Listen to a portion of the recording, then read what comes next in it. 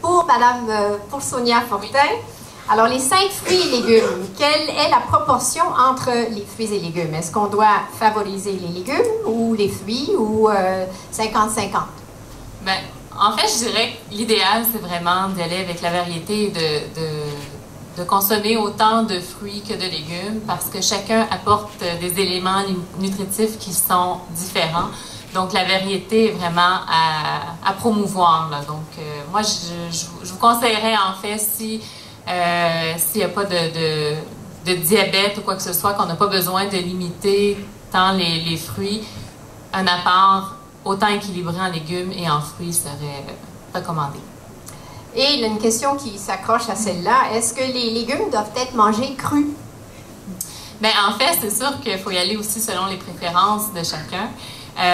Idéalement, je vous dirais de les consommer sous forme solide par rapport au jus, parce que au moins, lorsqu'on mange les légumes sous forme solide, on va chercher justement ce qu'on a vu tout à l'heure, les bienfaits au niveau des fibres et du grand pourcentage d'eau, donc occupe plus de place dans l'estomac et permet un effet de satiété plus grand.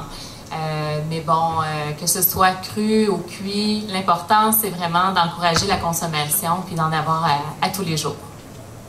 Là, j'ai une question difficile pour Philippe. Comment motiver son conjoint à être plus actif? Premièrement, en fait, c'est de regarder, je pense, d'identifier c'est quoi la bougie d'allumage de ce conjoint-là. C'est sûr que je pourrais y aller avec une réponse facile en disant on va y acheter un chien, il va pouvoir aller prendre des marches.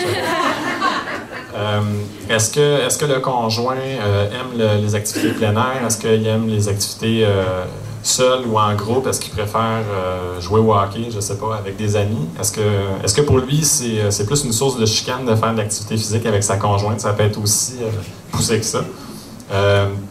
Mais ça va varier, en fait. Je pense que déjà de faire des petits changements dans la vie, comme je parlais un petit peu plus tôt, là, notamment de prendre les escaliers plutôt que les ascenseurs.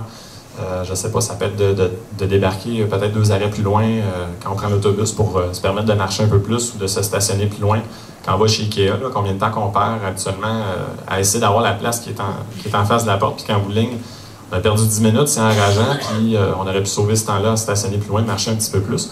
Donc ça, c'est des trucs de base. Mais ce qu'on peut rajouter, en fait, c'est vraiment en termes d'activité qui est structurée, bien là, c'est de voir qu'est-ce que la personne aime. Encore une fois, il y a plusieurs possibilités. Je pense que ça peut être une bonne chose aussi de varier, d'essayer des nouvelles activités si, en lui posant la question, on n'a pas de réponse claire. D'accord, d'accord. Madame Lambert, est-ce que vous me permettez deux choses?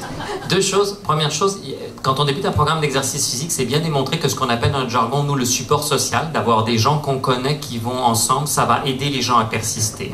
Vous savez que malheureusement, par exemple, dans les clubs de conditionnement physique, c'est 30 à 50% des gens qui abandonnent dans les 6 premiers mois. C'est le principe. D'ailleurs, c'est un des ressorts du marketing. On vous fait un abonnement pour 1 an et vous allez en profiter que quelques mois. Si on y va avec quelqu'un d'autre, il y a beaucoup plus de chances de persister. La deuxième chose que je voulais dire, c'est une anecdote qui, à mon avis, est très révélatrice. Un de mes patients diabétiques est quelqu'un d'assez connu, donc on taira le nom, est vraiment un sédentaire type. Là. Vraiment, lui, quand il s'installe dans son lazy boy, il a déjà fait de l'activité physique. Et à chaque visite, on en parle. Jusqu'au jour où, il y a à peu près moins d'1 an, il est venu avec sa conjointe pour la première fois. Et donc, j'aborde ça, et la conjointe explose dans le bureau en disant « Ah, docteur Abaza, à Noël dernier, il s'est offert le plus beau tapis roulant qu'il y avait, c'est pas possible, et depuis, ça prend la poussière dans le sous-sol, et la seule chose qu'il fait dans le sous-sol, c'est regarder RDI. Il peut pas se lever le matin sans regarder RDI, il peut pas se coucher le soir sans regarder RDI. » J'ai dit, ah, ben voilà qu'on a peut-être quelque chose, et donc on a convenu que le patient n'avait le droit que de regarder RDI s'il était sur le tapis roulant. Et depuis, on a coupé ses médicaments de 50%. Et sa conjointe me dit, bah, c'est bien, parce qu'au bout d'un moment, quand j'appelle pour venir à table, il est pire que les ados. Et maintenant, il vient à table, parce qu'au bout de 30 minutes de RDI, il est fatigué et il veut venir à table. Donc, c'est pour vous montrer que de temps en temps, d'en parler en couple, on peut aussi trouver des solutions pour son conjoint. Bravo, bravo. Bonne anecdote. Alors, pour vous, docteur, si nous faisons de l'hypertension, est-ce qu'automatiquement nous faisons du diabète? Non. mais le risque est plus élevé. On va doubler ou tripler le risque. Alors, ce qu'on pense actuellement, c'est que hypertension, cholestérol et diabète, hein, c'est probablement, pour prendre une analogie horticole, un peu comme un arbre qui va avoir différentes branches. Et donc, nous, c'est un peu comme si, comme docteur, on était complètement collé à l'arbre. Donc, on voit une branche, mais il y a probablement le même tronc, la même racine à une partie de ces choses-là. Et donc, c'est un risque plus élevé.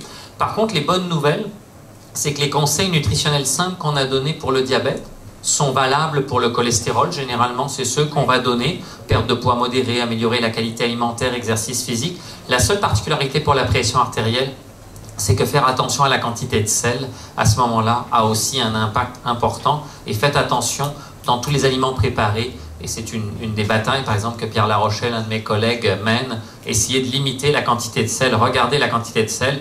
Et tout à l'heure, j'avais envie de dire, quand Sonia répondait, il vaut mieux un jus de légumes que pas de jus de légumes du tout. Par contre, si vous êtes hypertendu, faites attention. Beaucoup de jus de légumes sont très salés. Néanmoins, la bonne nouvelle, c'est que l'industrie a quand même fait des jus de légumes moins salés maintenant, qui ont moins mauvais goût qu'il y a quelques années, où c'était vraiment pas très palatable, pas très agréable.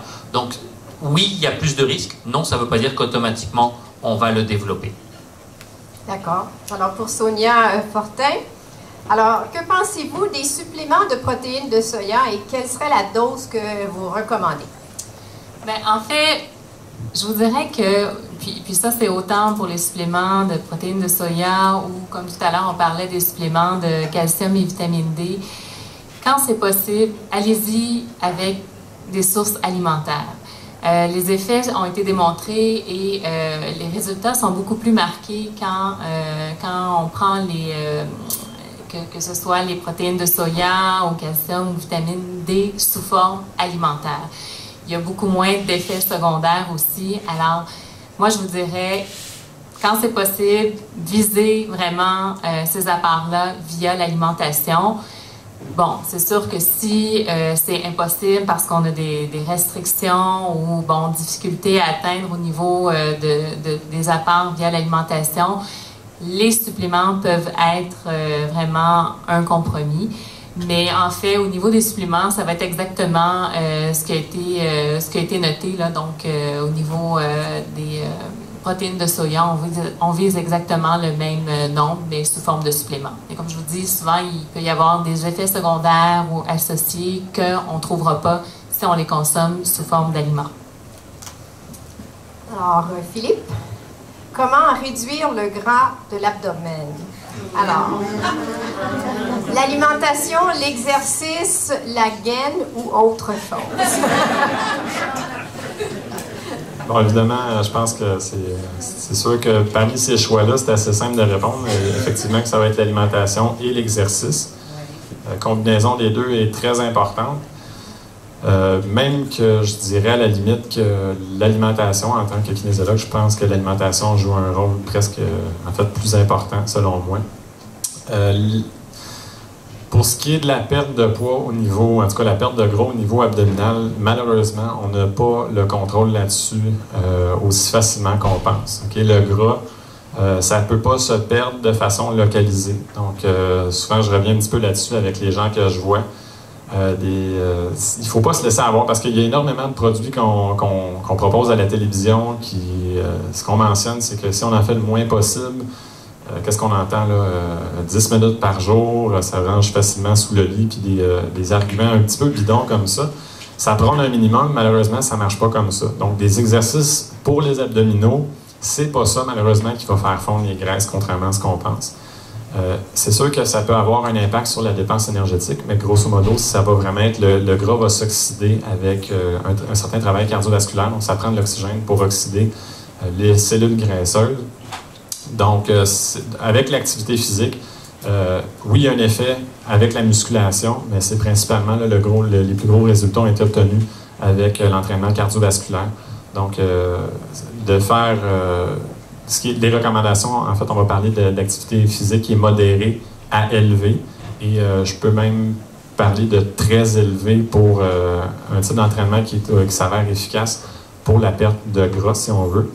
L'entraînement par intervalle, donc c'est le fait d'additionner des périodes de travail où on sollicite le cœur à un niveau qui est très élevé suivi de période de repos. Donc, quand on cumule tout ça, il y a un gros travail cardiaque qui se fait, puis ça a un impact sur la dépense énergétique au niveau du gras aussi et sur le métabolisme de repos.